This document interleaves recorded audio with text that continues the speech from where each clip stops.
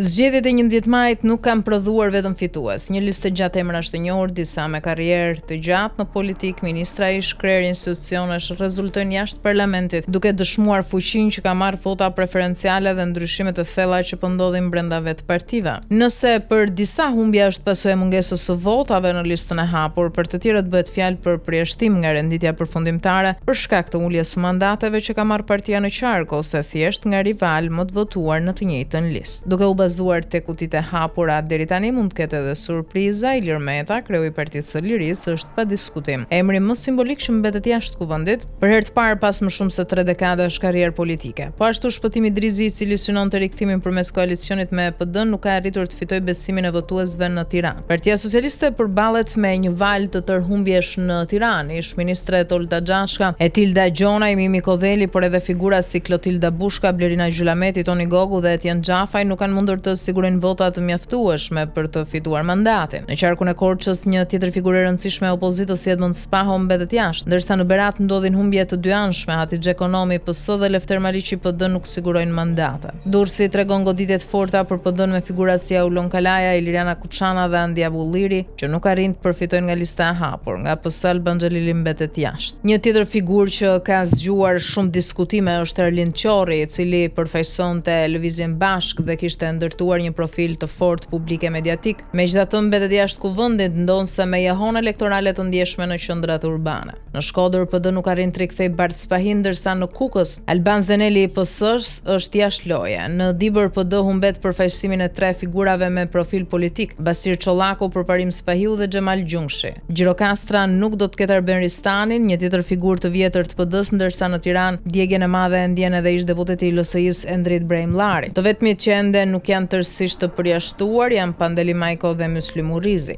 PD fut 2 emra në Tiranë nga lista e hapur dhe gara është me Salim Mehmetit, Tabakut, Loranca Hoxhës, Murrizit dhe Dojxhanit, ndërsa PS fut 7 emra dhe ka një garë me Sanila Denajt, Pandeli Majkos dhe Xhemal Qefaliej.